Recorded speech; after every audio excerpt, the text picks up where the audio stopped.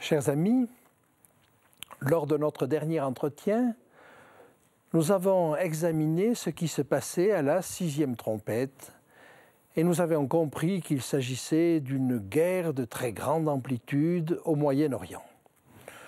Cela n'a rien d'étonnant.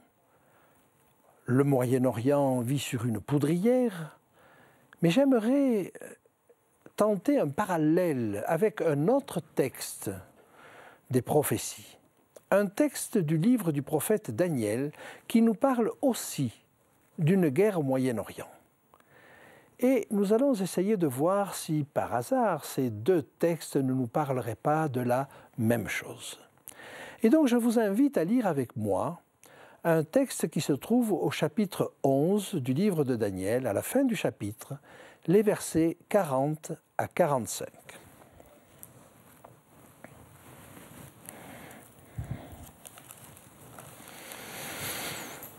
Au temps de la fin, le roi du Midi se heurtera contre lui et le roi du Septentrion fondra sur lui comme une tempête avec des chars et des cavaliers et avec de nombreux navires. Il s'avancera dans les terres, se répandra comme un torrent et débordera. Il entrera dans le plus beau des pays et plusieurs succomberont, mais Édom, Moab et les principaux des enfants d'Ammon seront délivrés de sa main.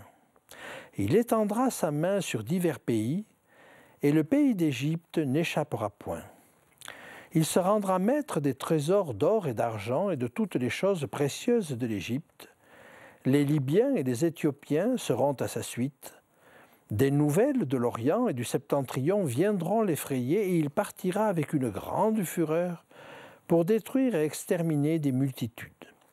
Il dressera les tentes de son palais entre les mers, vers la glorieuse et sainte montagne, puis il arrivera à sa fin sans que personne lui soit à l'aide. Alors voilà un texte qui, sorti de son contexte, est bien difficile à interpréter, mais on va essayer d'en dresser les grandes lignes. Ce texte nous parle d'un affrontement entre le roi du Nord et le roi du Sud. En réalité, le début du chapitre 11 nous parle des affrontements entre le roi du Nord et le roi du Sud, mais à la période hellénistique, c'est-à-dire à la période de ceux qui ont succédé à Alexandre le Grand. Vous savez qu'Alexandre le Grand a établi un royaume considérable qui allait de la Grèce jusqu'à l'Inde, et que ce sont ensuite ces généraux, les diadoques, qui se sont partagés ce royaume. 4 royaumes, en gros, sont issus de cet immense royaume d'Alexandre le Grand. Mais les 2 plus grands ont été ce que l'on appelle par la suite, dans la suite du texte, le royaume du Nord et le royaume du Sud. Le royaume du Nord était tenu au départ par Séleucus et a donné toute la suite aux Séleucides. Et les rois s'appelaient en général Séleucus ou Antiochus, parfois Démétrius, alors que le royaume du Sud était tenu par les Ptolémées et n'était autre que l'Égypte. Et le dernier roi ou la dernière reine de cette lignée fut Cléopâtre. Pendant toute cette période, et avant que l'Empire romain ne fasse table rase de tout cela et n'englobe tout cela, les 2 royaumes du Nord et du Sud se sont combattus. Nous sommes là dans l'histoire, mais vous avez vu ce que dit le texte, au temps de la fin. Ce qui nous laisse entendre que, au temps de la fin, dans les derniers temps, dans les derniers jours, il y aura là encore un affrontement au Moyen-Orient entre les pays qui étaient représentés par l'Empire séleucide, qui s'étendait de la Turquie à l'Inde, de l'Asie mineure à l'Inde, et l'Égypte au sud. Que nous dit en gros ce texte-là? Il nous dit que le royaume du Nord sera aidé par les Libyens et les Éthiopiens. Il nous dit que ce royaume du Nord envahira le plus beau des pays. Et le plus beau des pays, c'est celui de Daniel. Bien évidemment, c'est la terre d'Israël, c'est la Palestine. Et il envahira également l'Égypte. Puis, j'ai oublié quelqu'un a une neutralité là-dedans. Édom, Moab, les enfants d'Ammon. Cela représente le territoire occupé actuellement par la Jordanie. Et il faut reconnaître que la Jordanie essaie de maintenir un statut d'équilibre entre les différentes forces en présence au Moyen-Orient. Bref, la situation géopolitique décrite par ce texte-là est assez proche de la situation actuelle. Guerre au Moyen-Orient. Mais elle se termine comment? Le texte de Daniel est plus précis là. Il va nous dire que ce royaume du Nord va être obligé de se retirer. Après avoir envahi Israël, après avoir envahi l'Égypte et avoir fait main basse sur l'or de l'Égypte, il se retire et il va arriver à sa fin sans que personne lui soit en aide. C'est-à-dire que cette immense armada va être obligée de rebrousser chemin, de se replier et va arriver à sa propre fin. Alors, par des querelles internes, par des phénomènes naturels, par des phénomènes de famine, on peut tout imaginer, le texte ne nous le dit pas. Mais voilà comment se terminerait cet affrontement. Maintenant, qu'est-ce qui permet de rapprocher ce texte-là, cette guerre au Moyen-Orient, du texte que nous avons vu avec la 6e trompette? Eh bien, ils ont beaucoup plus de points communs qu'on ne l'imagine. Le premier point commun, c'est que tous les deux se tiennent au Moyen-Orient et que le territoire du royaume du Nord, le territoire qu'occupait Nebuchadnezzar, n'est pas très éloigné du territoire qu'occupait Séleucus, le général d'Alexandre le Grand. C'est donc tous les royaumes qui sont situés au nord d'Israël, en partant de la Turquie, le Liban, la Syrie, l'Irak, l'Iran, l'Afghanistan, le Pakistan et jusqu'aux frontières de l'Inde. Donc, un des protagonistes est assez bien ciblé. Le deuxième élément qui me paraît important se trouve dans le temps. Et j'aimerais vous faire sentir cette chose-là, parce que dans le texte même de Daniel, nous avons des éléments chronologiques que j'aimerais souligner. Il nous est dit, au verset 40, « au temps de la fin ». Donc on sait que c'est dans les derniers temps. Mais c'est plus précis que ça. Car si nous lisons le premier verset du chapitre 12, nous lisons ceci.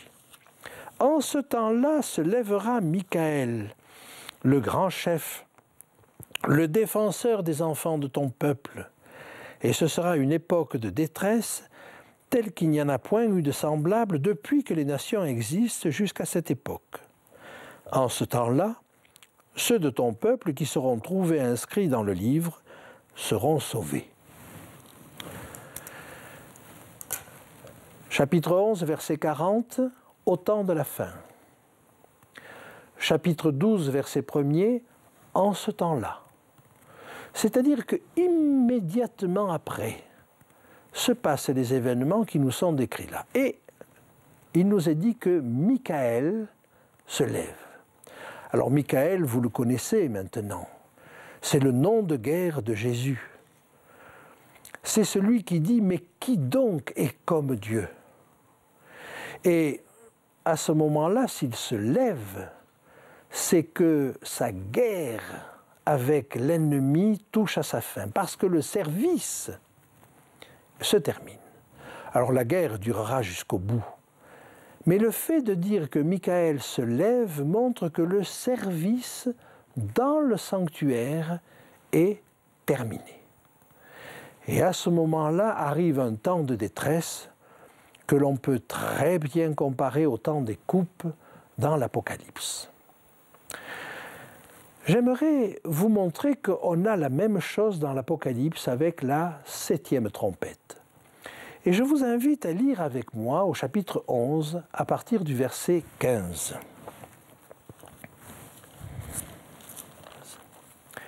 Le septième ange sonna de la trompette et il y eut dans le ciel de fortes voix qui disaient « Le royaume du monde est remis à notre Seigneur et à son Christ, et il régnera au siècle des siècles. » Le royaume du monde est remis à notre Seigneur et à son Christ. Qu'est-ce que ce royaume? Ou plutôt, qui est ce royaume? Est-ce que les élus ne sont pas ce royaume? Et donc on remet à Christ son royaume. Mais comment pourrait-on le lui remettre si on ne sait pas encore qui en fait partie? Et si on sait qui en fait partie, c'est que le jugement de la maison de Dieu est terminé. Le jugement est fini. La chose nous est confirmée à la fin du chapitre. Regardez ce qui est dit au verset 19. « Et le temple de Dieu dans le ciel fut ouvert, et l'arche de son alliance apparut dans son temple. Et il y eut des éclairs, des voix, des tonnerres, un tremblement de terre et une forte grêle. » Si le temple est ouvert, cela évoque ce qui s'est passé à la mort de Jésus. Et vous savez sans doute qu'à la mort de Jésus, le voile de séparation entre le lieu saint et le lieu très saint s'est déchiré, déchiré de haut en bas. Ce n'est pas une main humaine qui a pu faire cela. C'est Dieu qui a déchiré ce voile. Il montrait ainsi que le service dans le sanctuaire terrestre était terminé. Eh bien, l'ouverture maintenant dans le sanctuaire qui permet de voir l'arche, qui permet d'aller jusque dans le lieu très saint, nous indique clairement que le service est terminé. Qu'on soit dans Daniel avec Michael qui se lève, ou que l'on soit dans l'Apocalypse avec l'arche qui est vue, ça a la même signification, le service est terminé. En conséquence, ce qui se passe dans le livre de Daniel comme dans le livre de l'Apocalypse, c'est que cette guerre au Moyen-Orient nous est présentée comme le dernier jalon chronologique avant la fin du service. Dieu nous donne là une indication précieuse. Avant que le service ne se termine, il y aura une guerre au Moyen-Orient.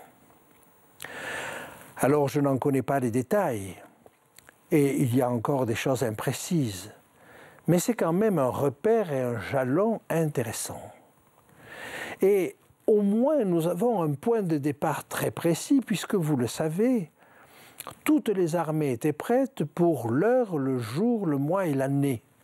Ce qui veut dire que cette guerre a un point de départ extrêmement précis, au jour près, à l'heure près.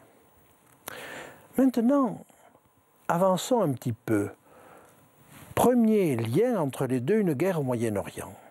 Deuxième lien, les deux sont un jalon juste avant la fin du service de Jésus dans le sanctuaire céleste. Troisième point. Cette guerre fait de nombreux morts.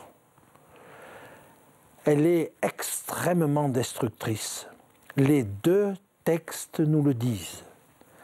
Elle engage énormément de monde. Et par conséquent, nous avons là un élément supplémentaire pour nous dire que cette guerre est extrêmement meurtrière. Alors, tous ces éléments nous disent probablement que c'est la même guerre.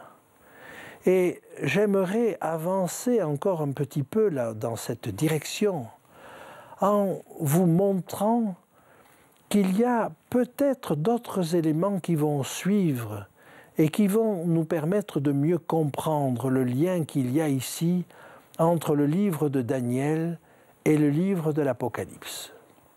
Parce qu'à l'intérieur même de cette prophétie sur la 6e trompette, vous avez un supplément. Et ce supplément, il va nous être donné avec les chapitres 10 et le début du chapitre 11, le livre, le petit livre ouvert et les 2 témoins.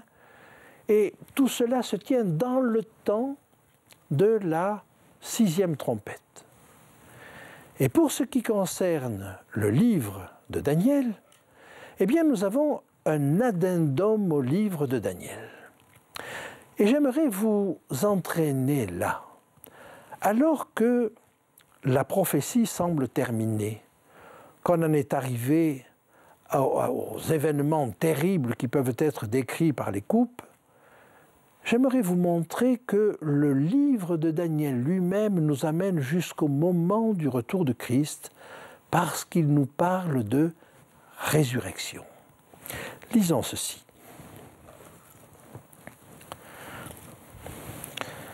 Daniel, chapitre 12, verset 2. Plusieurs de ceux qui dorment dans la poussière de la terre se réveilleront, les uns pour la vie éternelle, les autres pour l'opprobre, pour la honte éternelle. Ceux qui auront été intelligents brilleront comme la splendeur du ciel, et ceux qui auront enseigné la justice à la multitude brilleront comme les étoiles à toujours et à perpétuité. La résurrection nous est clairement indiquée ici. Je ne vais pas rentrer dans l'analyse détaillée de ce texte-là, mais il est question de résurrection. Et il nous est également dit que pendant ce temps, ceux qui auront été intelligents, ne pensez pas qu'il faut être diplômé d'Harvard ou de Polytechnique pour prêcher là. L'intelligence, c'est celle du cœur, ceux qui ont du discernement. Alors ceux-là enseigneront la multitude.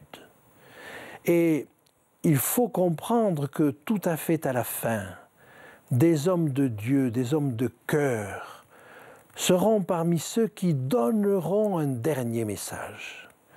Je vous avais dit que la 6e trompette était un dernier message. Eh bien, c'est le dernier appel, mais à l'intérieur de cet appel, il y a un ultime appel. Ça, c'est ce que nous verrons lors de notre prochain entretien. Pour l'instant, retenons qu'il y a là un supplément à la prophétie que je vais vous lire maintenant. Alors que le texte nous a parlé de résurrection, au verset 4, Dieu va donner à Daniel un supplément d'information.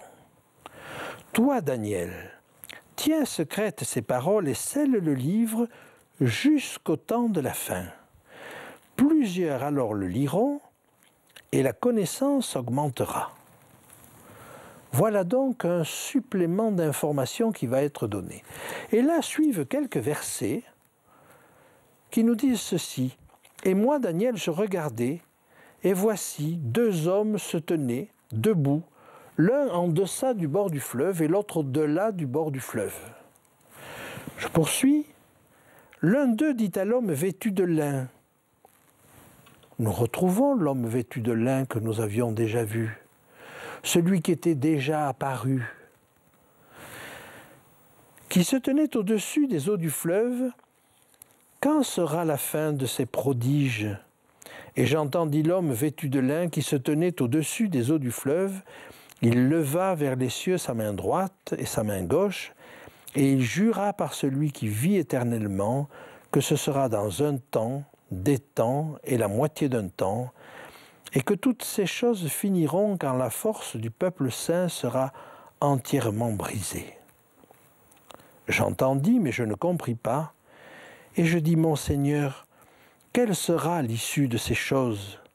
Il répondit, va, Daniel, car ces paroles seront tenues secrètes et scellées jusqu'au temps de la fin. Plusieurs alors seront purifiés, blanchis, épurés. Les méchants feront le mal, et aucun des méchants ne comprendra, mais ceux qui auront de l'intelligence comprendront. Ainsi donc, Dieu annonce que là, il y a une prophétie cachée, secrète, qui sera révélée au dernier moment.